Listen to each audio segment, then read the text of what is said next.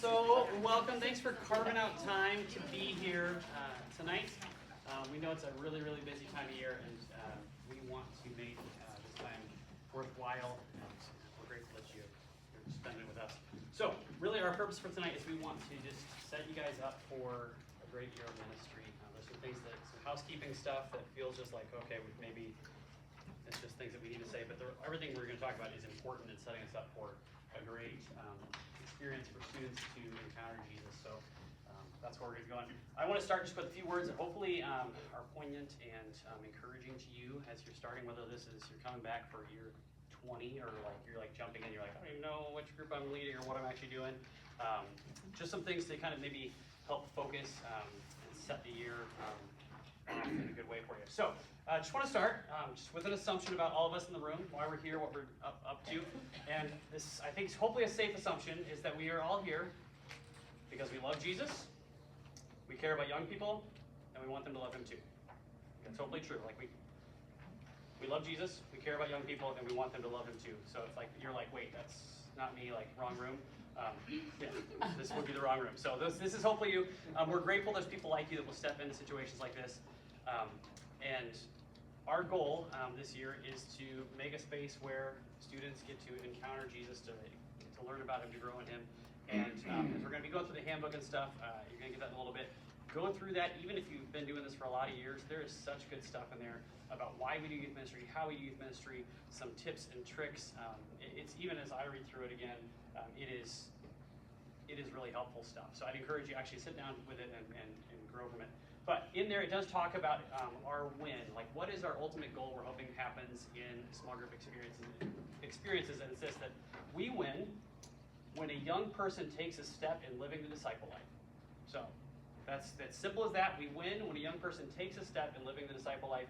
The disciple life is something we'll talk about a little bit tonight, but it's something you'll hopefully have seen around our church. It is how we talk about how we experience and live out and grow in faith. And taking a step in that is, just like it sounds, it's making a step, moving forward in it in one way or another, delving into it. And we know that with all of us, like sometimes it's a step forward and two steps back, or we're reluctant, or we grow in leaps and bounds at one point and then not others. And it's so much more wildly unpredictable when you've got youth who are all over the place too, right? Might look very different for a 6th grade group and a 12th grade group and all in between.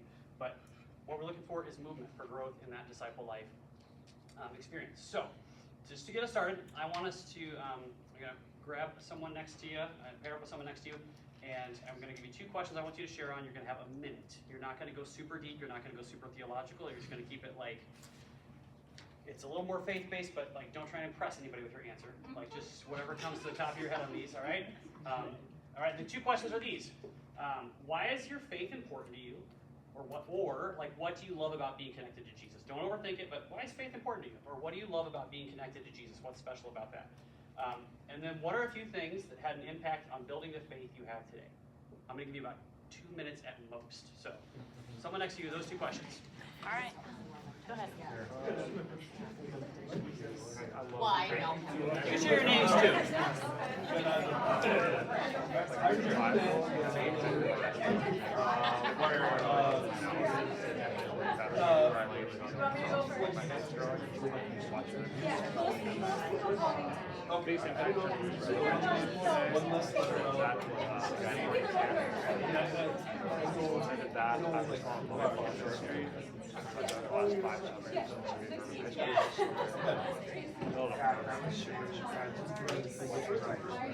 That's awesome. I love that it's an area where I don't feel like there's no judgment. That connectedness of being able to be who I am and myself. I actually grew up Catholic, so there's slightly more judgment in that route. It's also important just because I feel like there's just too many great miracles in our life. And that's part of kind of what has helped build the faith that I have today. We've been in like life-altering situations that like I should not be here, and I am here, and it's all. So I feel very, very blessed and honored, and it always gives me it helps make me feel. All right, 30 seconds. Oh, we did good. So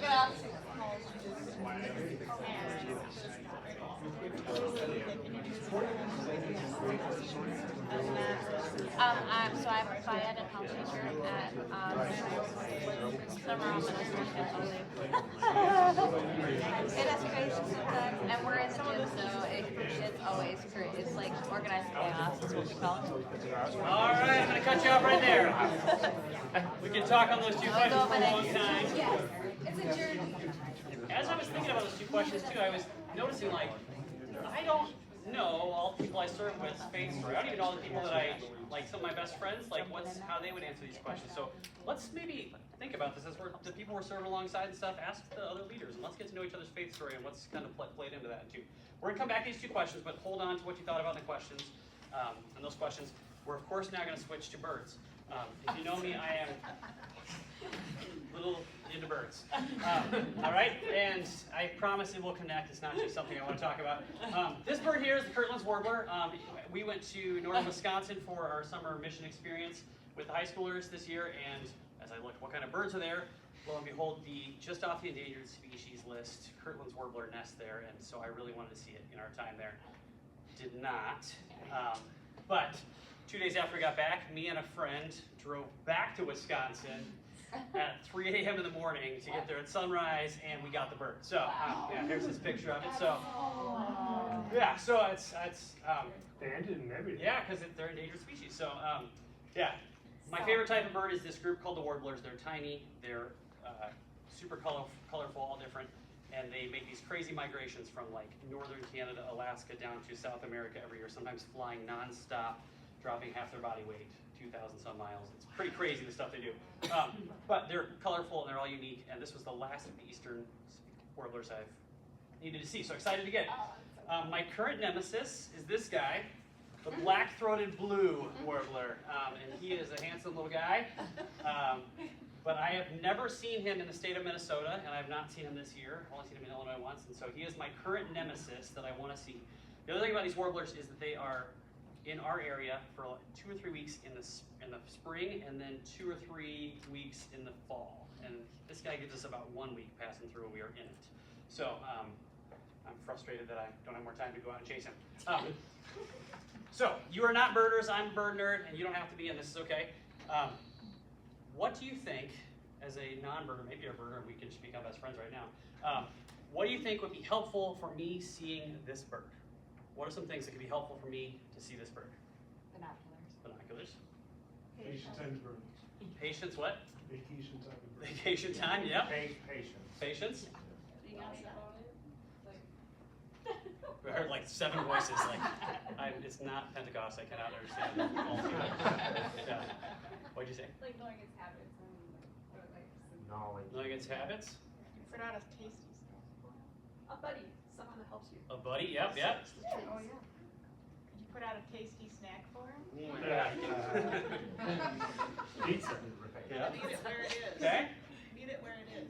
Meet it where it is. Okay, all those things, super, super important, yes. All those things, incredibly important. The one that was just said was actually the most important. Knowing where it is, going to where it is, being in its habitat, being in its environment. And that is actually really important. That's the connection I want to make to what we get to do on Wednesday nights with youth and in our small groups outside of those Wednesday nights too. Is that there are a lot of things that we think are really important, and there's a lot of things that play into helping students grow, helping them to take that step in the disciple life. And some of those things are like binoculars, like we've got tools, we've got like, things that are, like helpful to get them here or get them engaged. Some of it is knowing a lot about students. Maybe you are a teacher or you had like 26 kids, and it's like you know how youth work and how they think, and like you've kind of got those skills, you've got knowledge of them and stuff. Having others, having a buddy, having a co-leader, having someone you can ping things off of, super helpful, right? I think that the environment is super important. When it comes to birds, for sure it is. Like if I could look for this bird all day long, I could have the best binoculars and I could have super spider hearing and vision and all this, and like do all these things, have a group of 20 of experts looking for this thing. If we're looking in the wrong spot, we're not gonna see it.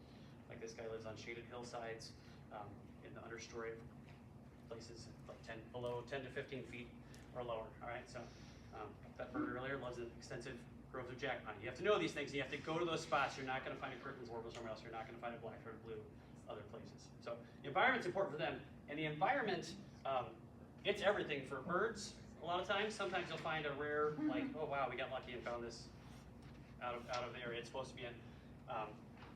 But setting up an environment for students is really, really important. And the environment we want to create is a safe, welcoming community that's focused on living a disciple life. That is probably the most important thing we could do. You could have lots of great skills. You could be the enigmatic person in the room.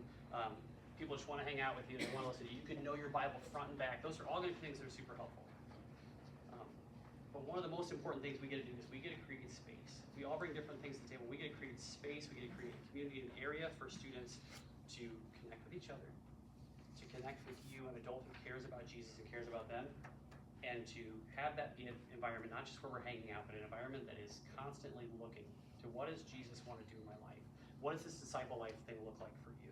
And as they come in every week and they've got different things on their mind and their heart, you're pointing them back to that. Or as they're not coming, you're checking in with them and saying, hey, how can I pray for you? What's going on in your life? That environment, if we are focused on making that, that's going to be super helpful for letting the Spirit work in the lives of these kids. So our goal really is to shape that environment, and this environment is focused on living the disciple life. I said we'd talk about it in a minute. If you haven't seen this, you will see it. You'll want to get to know it. It's how we talk about how faith formation happens around here. It's how faith formation happens for everyone. But it's this circle, and it's got three components: discovering my identity in Jesus, becoming more like Him, and helping others do the same. We do these things. These are the parts of what it looks like to follow Jesus, to grow in Him. These are the steps we're hoping that happen. And discovering my identity in Him, in Jesus, that's like knowing what Jesus says about me, who I am, what's true about me, what gifts I have, what He wants to do with that. Becoming like Him is following Him. It's taking steps to look like Him, to act like Him, to change my behaviors and stuff. And then helping others do the same is where I look outside myself and help others walk along there. Jump back to the conversation you had with your partner earlier. I'm guessing there was a safe, welcoming community that is focused on living a disciple life as part of that. All right. There was probably a person or people that were a welcoming, safe person for you. They invited you and they poured into you. Could have been a family member, could have been a friend, could have been a spouse, could have been a coworker, or a group of people, a small group. There was probably people in your life that cared about you, that saw you, that made space for you, created an environment for the Holy Spirit to work, right? And it wasn't just that they were your friends or your people, right? It's that they were also connecting you to this disciple life thing. And what is God doing in your story? When you answer that second question too about like what's important about, or that first question, what's important about your faith, and like why is it part of who you are? I bet some of these things, whether you recognize it or not, were part of it. You probably said things, why my faith, why I care about following Jesus, why it's important to me. You probably said something, maybe you didn't use the word discovering my identity in Jesus, but you probably said, I love following Jesus because I know I'm forgiven and I need that. I love following Jesus because I'm accepted, I'm loved, I'm a chosen child of God. You probably said things like that, right? It tells me who I am. You probably also mentioned things becoming more like Him. Like, I have grown to be a better parent. I know it's better when I'm following Him, when I'm living the ways He has designed me to. I just becoming like Him. Like, maybe it's, and then helping others do the same. That's probably part of your story too. That might have showed up in like, hey, like I went on this mission trip. I loved when I get to serve, when I get to teach others. Like, it's part of, I see God working through me using my gifts. When I get to lead my family, all those people, those helping others do the same. Like, we recognize this is part of why it's beautiful to follow Jesus, because He works through us in all these things. So, I said the environment is everything. The environment is not everything. Bringing your skills, bringing your gifts, they are important. That is a huge part of it. Each one of us has different things. The thing we have in common is this environment thing, though. We're all going to do it differently. God's going to work through us in different ways, but the environment is key. And here's something else that hopefully takes some pressure off, because we always say to you guys, we are so grateful for you as leaders. We have the best leaders. Like, you guys are so awesome. You are going to be the one that's going to lead your group of kids, and like, you're going to do it your way. We're so excited that you are in that spot. And you might be like, if you're anything like me, you're probably like, I have a million excuses why I am not that person, and I can't do it, and I'm scared. I'm not cool enough. I'm not Bible savvy enough. I'm not like whatever, right? Like, you can probably make a lot of excuses, but here's the thing, like, you can create space. And hopefully this takes some pressure off too, is that it is not about you making it happen. It's never about us making it happen. Here's a few scriptures that point us to that. Read through the rest of the Bible, you'll see a lot of it.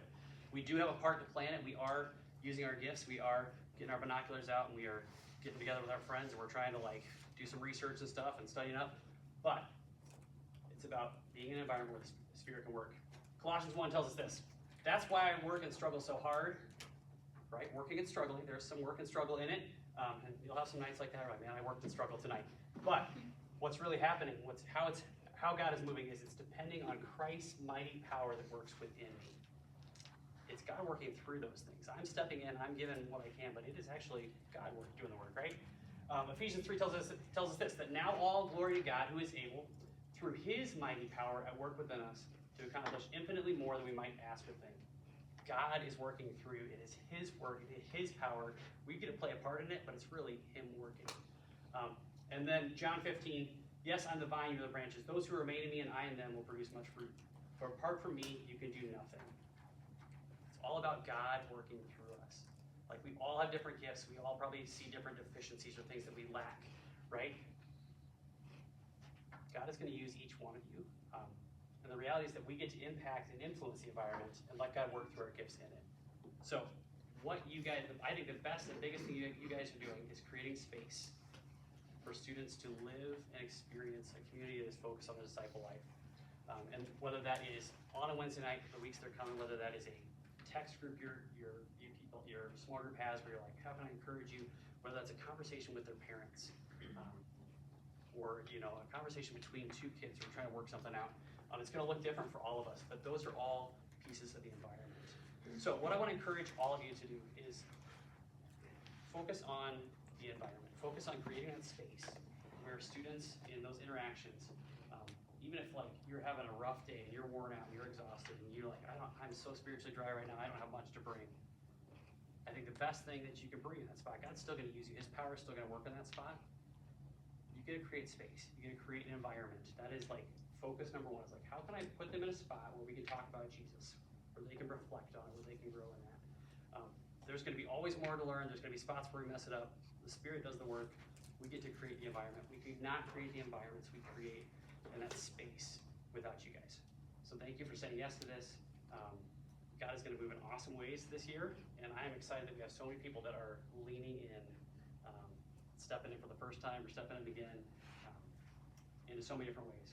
So we pray over this year as we launch into it, and then we're going to go through some other things, some other tools and tips that are going to be really important to making a safe place and a great environment for students to do this, but a little more nuts and bolts in this. So let's pray. God, we are so grateful that each one of us gets to know you, gets to know your love, what you've said about us, that we get to walk that disciple life, that we get to know our identity in you, who you say we are, that we are baptized, forgiven, loved children of the King. Like, that speaks over and into everything we do, that we get to be invited to become more like you, to walk the way we were designed to live, and we get to be a part of that and let that influence all of our lives. And God, we get to not just keep this to ourselves, but we get to be a part of what you're doing in this world. We get to share your good news with our families, with our friends, with our communities, and with these students too. So God, I pray that as we get to do that, we would do so confidently, knowing that we each have gifts to bring to the table, and they're all different. And God, it's oftentimes easier to focus on what we see as deficiencies and things we don't have, and gifts that other people have. God, we each have gifts. Help us to see that. Help us to learn those, grow in those, and to use those. But help us to know, God, that it ultimately isn't dependent on how convincing or smart or charismatic we are. It is mostly about you, and putting students in spots where they get to think about you, be challenged by you, learn about you, get to encounter Scripture. God, help us to create environments, create space for students to encounter Jesus together, and so they can grow in that disciple life and know the goodness that we know. And God, I pray that each one of us will be growing too, that this disciple life thing is not just something we're putting on a show for others, but it is something we are stepping into and experiencing, and not neglecting the goodness of all that you have for us. God, we put this whole year in your hands and trusting that you are faithful and you're going to be moving in 3 different campuses in all sorts of grades and life experiences, and through all of us leaders and all the good and all the challenges and all the hang-ups that we have, you are working through imperfect people like me to create your perfect plan in the world. So God, we love you, and we just give this year to you, and be with us as we plan for the year a little bit more tonight. In your name, amen. Amen. All right. Okay, I get to talk about the super exciting things you can find in the handbook and the You Have Options in an Emergency packet. Get one. I know, it's exciting. So we'll start with the You Have Options in an Emergency packet. We're not going to read through all of this, but it is advised that you would read through it. This is a material that has been shared and it's going to be shared across our campuses just to help us all be prepared in situations that we know don't happen very often, but when they do, we want to be prepared for them. So if you notice something that is happening on a campus where you are at, if you see something, please say something to, it says campus host here, but that would be the staff person at your campus or the hospitality team at the campus that you're at. This could also be on a Sunday morning. As a leader of Woodbury Lutheran Church, you definitely can play that role, not just on a Wednesday night, but on other mornings, like be eyes and ears. If you notice something, say something. On a Sunday morning, you'd go to the Connection Center, and that'll help you get connected to the campus host. Evacuate. If you notice that there's an unsafe situation inside of the building, you're going to proceed to your nearest exit. During our specific trainings after this, we will give you a map that has exits to your building. At the Valley Creek campus, whenever we exit the building, we all work together out by the retention pond on the west side of the building. That's the big parking lot. There's that little grassy wildlife area where there might be some natural plants, native plants, are probably all natural plants. No fake plants got planted out there. I know. So that's where Valley Creek folks head. If you go outside, that's the meeting spot. Even if you leave out the east doors, you'd still work your way around to the west. If you're at this campus, you're trying to get to those houses on that side of the parking lot. That's where you're working your way toward. And at the Oak Hill campus, you're working to the far part of the parking lot over by the Fire Pit Lake area, that back side of the parking lot at the Oak Hill campus. If there is a situation that's unsafe outside of our buildings, we want to shelter in place. So tornado, typically weather-related things, or something that's in the city around us. Lots of our buildings have lots of windows, so you're going to work your way toward rooms like bathrooms, basements, interior rooms, and that'll be also on your map. You'll notice there's a blue asterisk that will let you know where tornado spaces are. We could hide for those, or shelter in place for those. And then if we were to have a violent intruder, our advice is that you would first run, get out of the way, try to move away from the situation as much as possible, hide, and then if you are not able to run or hide, attempt to fight, counter the intruder.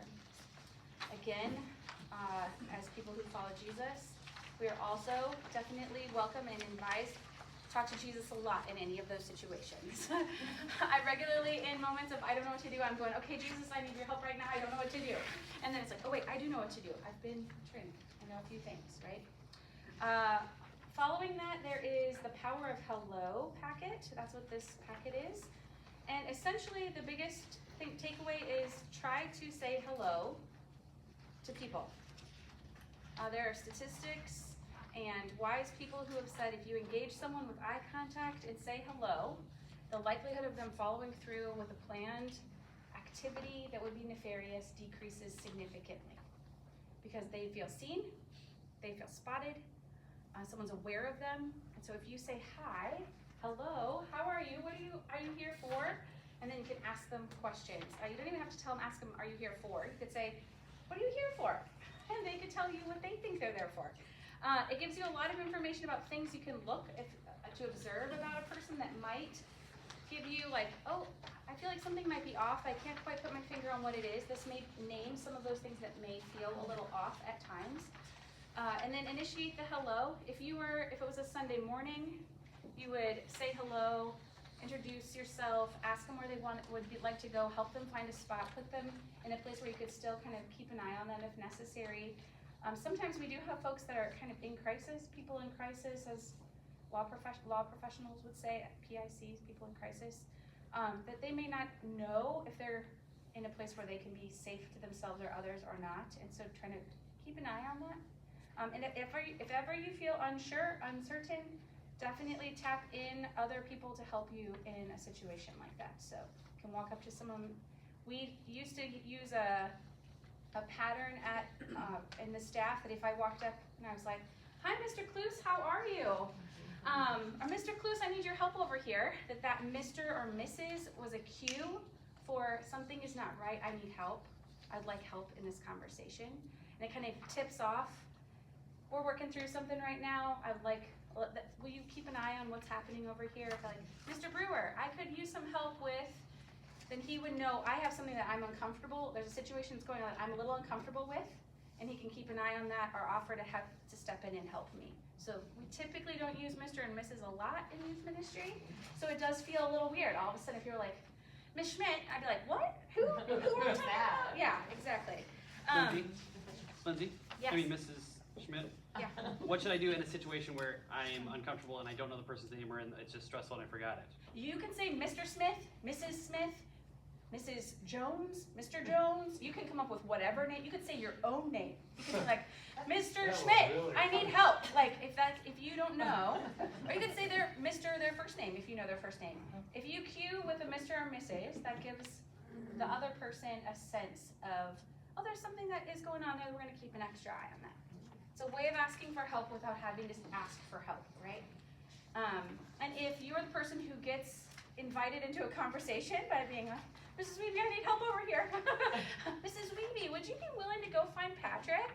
And she would go, okay, I know what my job is to do in that. Or if not, just find another staff person or another person, just maybe watch. If it is a staff person that's in the situation, it's most likely we're just wanting someone else kind of to stay in the area until we are able to get away to maybe go make a phone call. Our strategy always is if it is a dangerous situation, a crisis of any kind, or something where we don't know, we're really outside of our depth of knowing how to handle it, we always invite 911 respondents to come and help us. So medical professionals, fire, or the police department.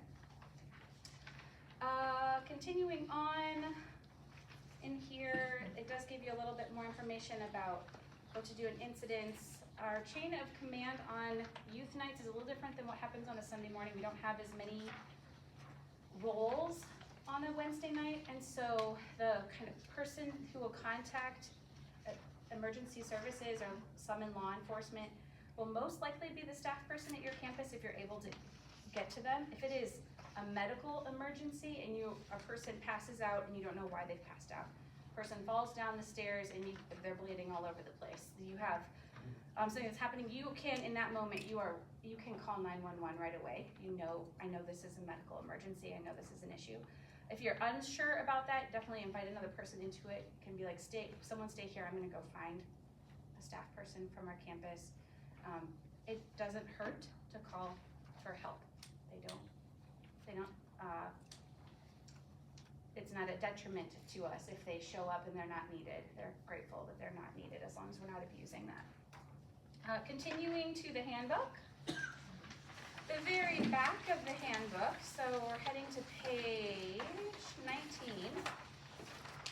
These are our safety guidelines. We try to remind ourselves of them each year at least. The first thing is transparently connecting with teens. In the world that we live in, we want to be as transparent as we can and as honorable in our interactions with young people as we are able to be. And so a really great thing you can do as a small group leader is introduce yourself to small group, the parents of the kids in your small group. That is a great way for them to know you, for you to know them. It increases trust. It allows them to have access to you if needed. They can ask a question if they have a question. And also, before you text a student directly, please text the parent, let them know that that's something that could happen, and gives them a chance to say, I would prefer if you don't, or I'd like it if you would include me, things like that. Sometimes our 6th graders and 7th graders and 8th graders even don't have phones, and so they get them along the way. And so you might have sent out your, hey, I might text your kids at the beginning of the year, but then at their birthday they got a phone and now it's a new thing. Text the parent and be like, woohoo, this is exciting. How are you feeling about your kiddo having a phone? I'm their small group leader. Just want to let you know I might be texting the group sometimes. We really invite you to set up a text group or a WhatsApp group or something like that. That's also another way to text transparently with a group of students rather than just one-on-one. But there are times where students are going to share prayer requests that they don't really feel like they're ready to tell the whole group, but they'd like to tell you. If you flip to page 21, there's a little spot at the top that says log electronic conversations. If you notice that a conversation's turned a little sensitive, or you start to go, oh, I don't know that I'm going to fully know how to handle this, it is appropriate and okay to take a screenshot of that, and you can send that to your campus staff person and just be like, hey, I just been checking in on this. This is what happened in a text thread that we had going on. I let the student know that I'm feeling a little outside of my depth. I'm going to invite someone else into the conversation with us. But also just for your own safety and peace of mind, if you have a copy of that, in case later on, if it were to come back with a different story or a different experience from the student's side of things, you've got a record of what happened. You have an ability to go back and remember what really went down in that conversation. Always, if you feel uncomfortable with something that a student is sharing with you personally in person or in your group or via text, please let your campus staff person know so that they can be a part of helping walk through that conversation. We would advise you to tell students that we don't keep secrets in the sense of like if you're gonna be in harm or it's harming someone else or it's dangerous for people to not know, that there's some things we cannot keep completely confidential from youth staff or other people that could help us navigate whatever the situation is. But we will not tell people's story without their permission in the broader sense, right? Like, don't go around telling other people's story. We want confidentiality, but we're not gonna put ourselves in a risky situation or make ourselves feel alone with information that feels heavy when it's not safe to do that. Continuing on, please do not be in situations where you are one-on-one in a private place. So we advise you to be in public spaces if you're going to need to be one-on-one with a student that is not your own child.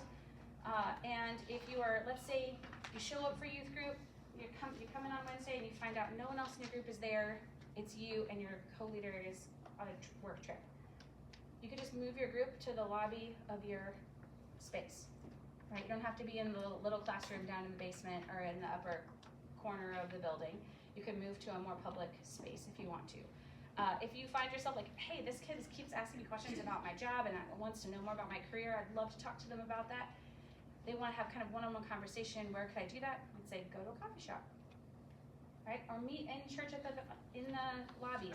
I don't know if you know this, but all of our campuses have cameras. So if you're in lobby spaces, those aren't technically private because there is recording that's happening. There's people aren't watching them. There's no one in like a back room making sure everything is, that you threw your trash away and you didn't pick your nose. Like no one's doing that. But it's not fully private. You know, those spaces have a little bit of protection in place for you there. And also, please don't transport youth one-on-one. And definitely don't transport any young people that have not gotten direct permission from their parent to be in a vehicle with you. Even students to ride with other students off campus, if I hear that they're gonna ride with someone else to go to Dairy Queen or ride with someone else to do something, I always say, I need to see on a phone that your mom or dad said it was okay for you to get in the car with Matthew Rodemeyer. Like, do they know you're riding with Matthew Rodemeyer? That's what I need to know, you know, whatever it is. Because I just want to make sure that that was an agreed upon decision and it wasn't an assumed decision that the young person thought, it's okay for me to get in a car with someone who's had their license for 7 days, right? I want more confirmation from a parent that they made that choice on purpose. We also, we ask you please to stay on campus unless you've had a conversation with your campus staff person and cleared it with every parent in the group if you're going to leave campus during small group time. The Valley Creek campus is the most tempting because you can walk to Dairy Queen. It used to be a really big problem. It hasn't been for a long time, but we ask you to please not do that. If you want to do treats or things like that, bring them with you and just have them on campus. Don't walk to go to them. You can go outside in the footprint of the building, that's okay, but please don't, or like not on our property, but please don't leave campus, especially without letting us know that that's happening and permission from every parent.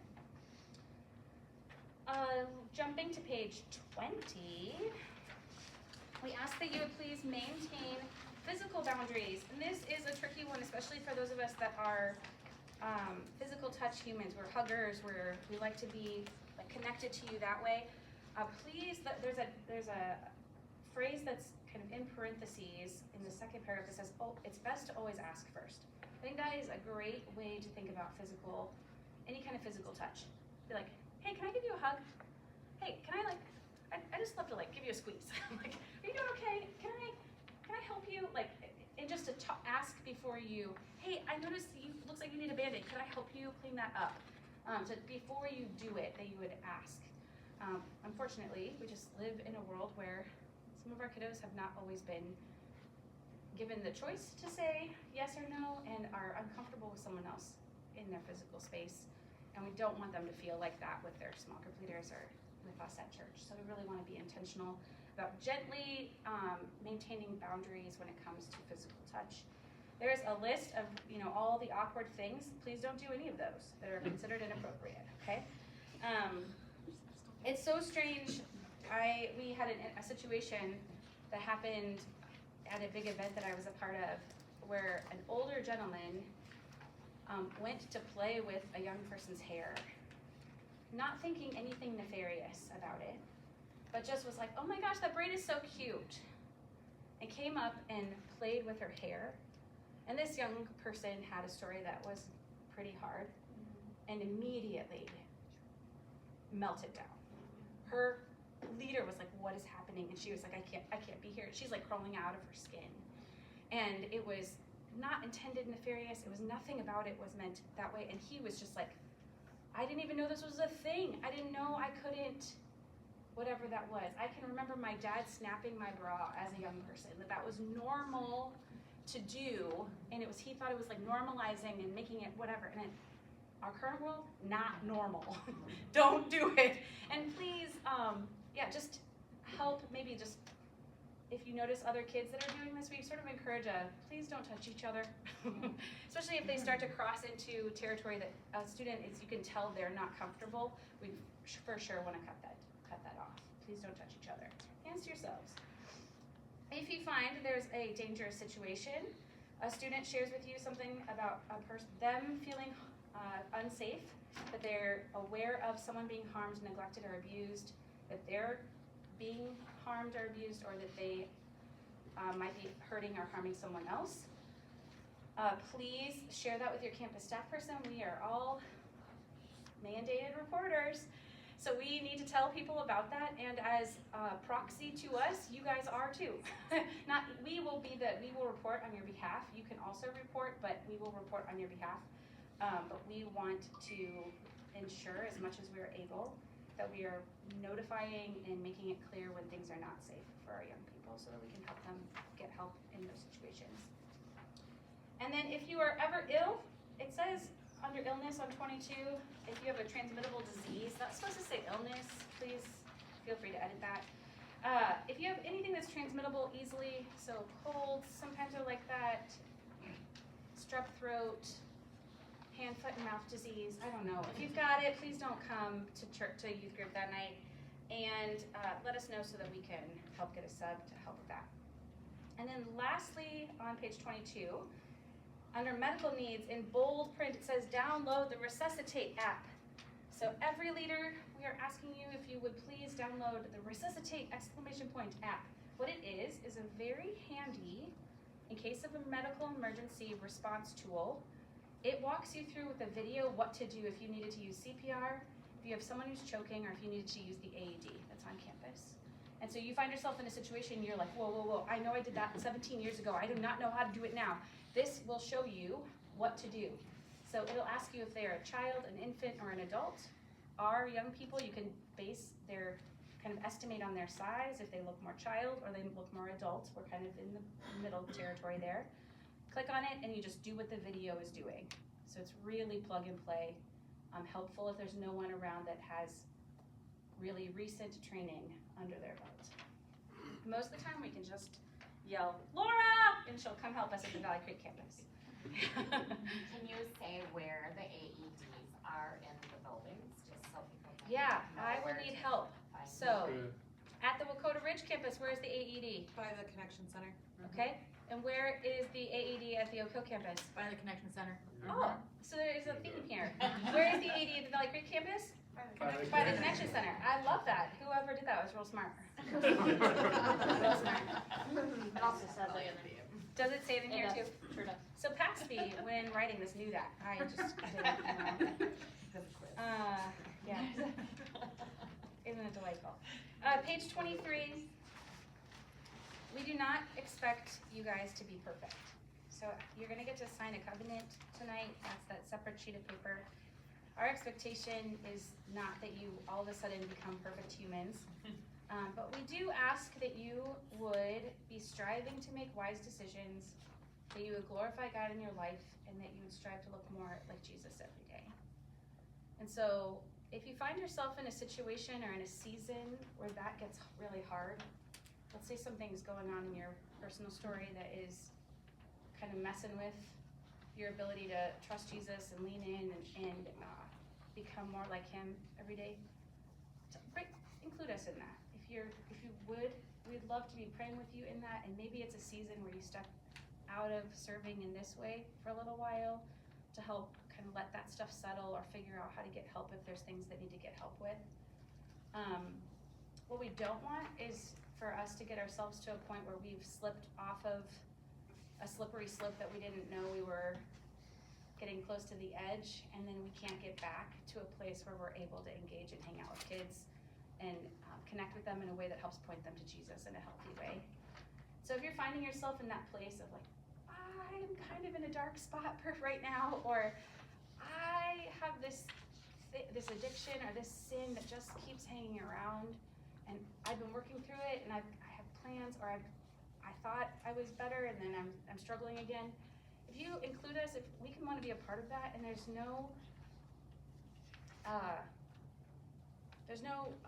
shame in sharing it with us, so we can be a part of helping walk alongside you. We may, again, advise just a season of, maybe we back off this leadership role for right now until there's a place where you feel healthy again. And there are some things that would put us into a spot where we would have to say, right, you can't work with students right now. A lot of the time, we can work through things. We just want you to be healthy. We don't want you to feel like you have to keep things hidden.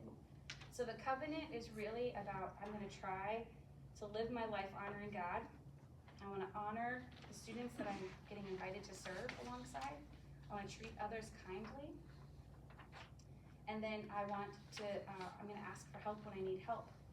It's a summary of a lot of words that are on that sheet of paper. And this also just reminds us that we're doing a job that has a high calling.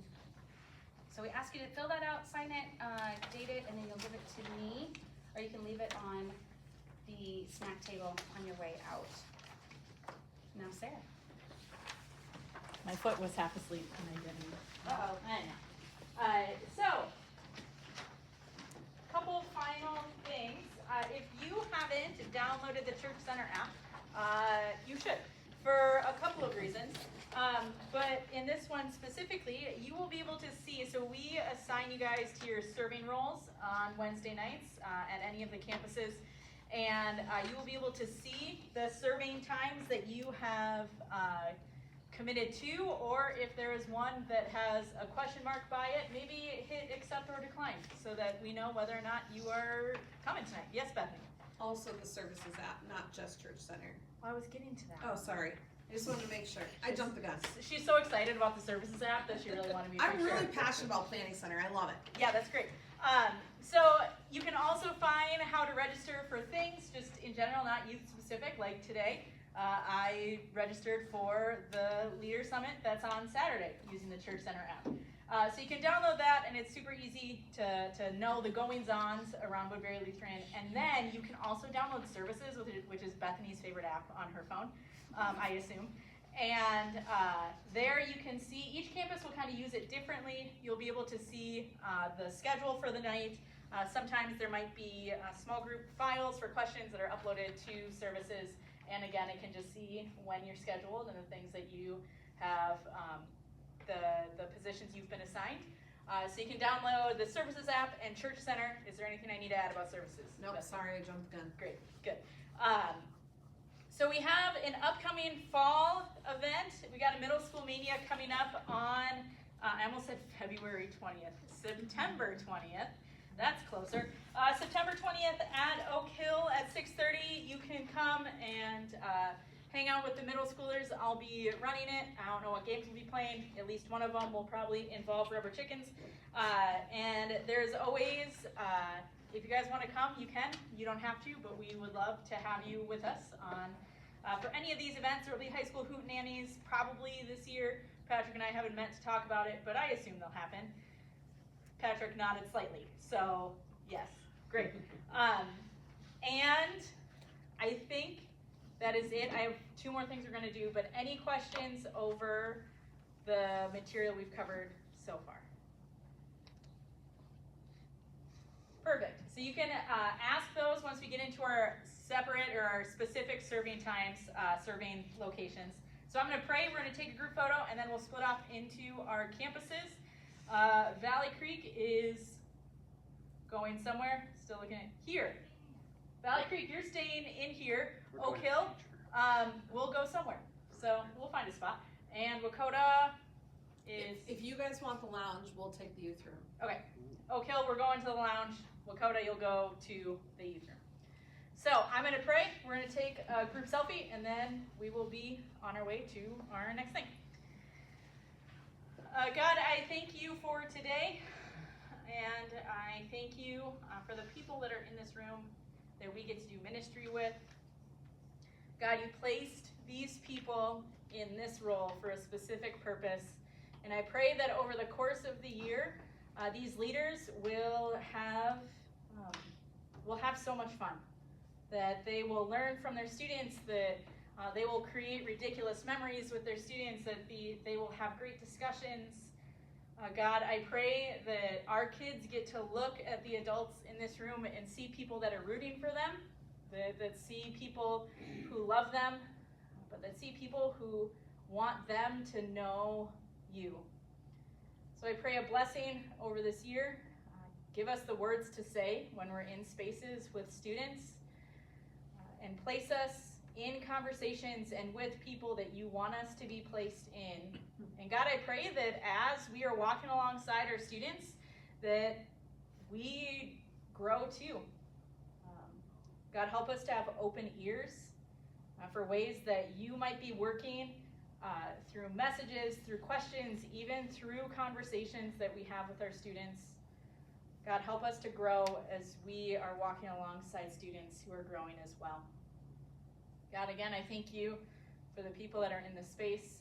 I thank you that we get to do this, that we get to show up on Wednesday nights and be silly with students, play ridiculous games, dive into your word together. I thank you that we get to do this. In your name we pray. Amen. Okay, I think we're going to selfie it. Yeah?